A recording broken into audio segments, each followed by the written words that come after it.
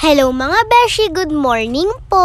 Maaga nga kaming ginising ni mama dahil meron nga kaming pupuntahan. Inaantok pa nga talaga si Athena diyang kindiliti ko na nga para magising. Binigay ko na nga din po yung unang sahod niya kay Meta. Ang galing nga talaga ni Athena dahil kahit bata pa nga lang siya sumasahod na siya mga beshi. Pagkatapos nga po namin kumain, gumayak na nga din po kami ni Athena. Ngayong araw nga din ipapa-enroll nga din namin siya. Doon nga din siya mag-aaral kung saan nga din ako nag-aral nung nursery. Bali dito, nag-fill up na nga po si Papa ng form. Isang uniform dress na nga lang po binili ni Mama dahil meron nga po ko nung dating 3. Buti na nga lang talaga na itabi pa ni Mama. Dahil nagbakbak nga po yung print ng uniform ko dati, binila na nga lang po namin si Athena ng bago. Iniwan nga lang po namin yung mga dala namin pagkatapos pumunta na nga po kami sa Oriente. Nakatulog na nga po kami ni Athena sa bus pagkagising nga po namin nasa SM na kami. Bago nga kami bumili ng sapatos, kumain nga muna kami ng tanghalian dahil mag-aalauna na nga din po niyan mga beshi. Habang niluluto pa nga po yung order namin, pumunta nga po muna kami ni Athena sa candy corner. Sa dami ngang candies, di nga alam ni Athena kung ano nga ibibili niya. Ako naman, eto nga po binili kong bubble gum. Dumating na nga po yung food namin, kaya naman tara, kain na po tayo mga beshi. Thank you po Lord sa lahat ng blessings. Nagustuhan ko nga po talaga yung lasa ng chicken dito at sisig bangus. After nga namin kumain, pumunta na nga kami sa sapatusan. Ayoko na nga magbanggit ng brand dahil nung nag-SM nga kami last year, dun nga po na-suspend yung page ko. Ayun nga po yung Beshi Motea 2.0 na meron 372k followers. Kundi nga po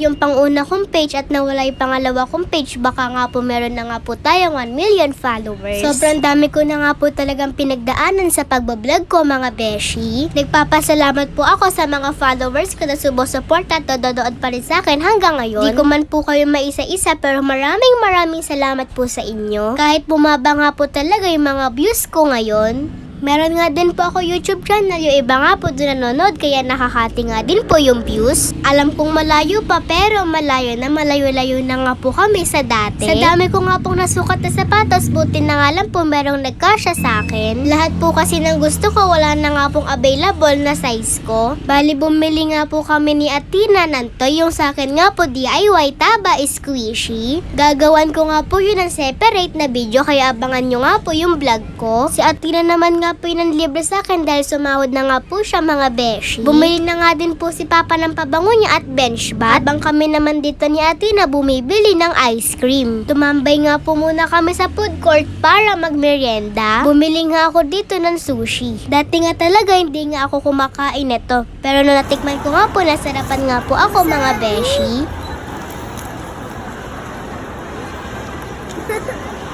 Tino mo sabi. Lahat.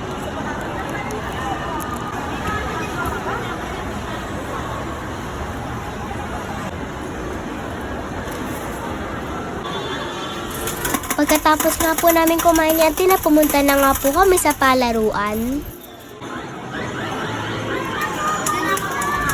Shoutout po sa mga nakakilala sa beshi nyo. Maraming salamat po sa panonood ng vlog ko.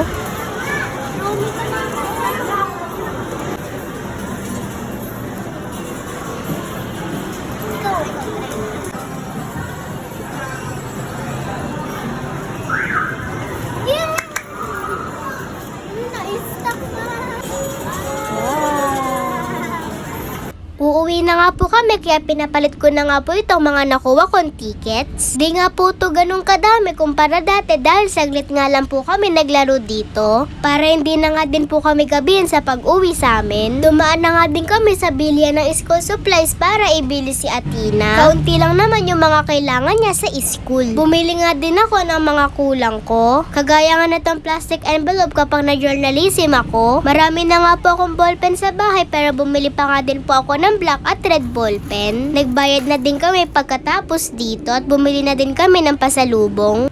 Yun lang. Salamat sa panonood. Bye-bye mga beshi!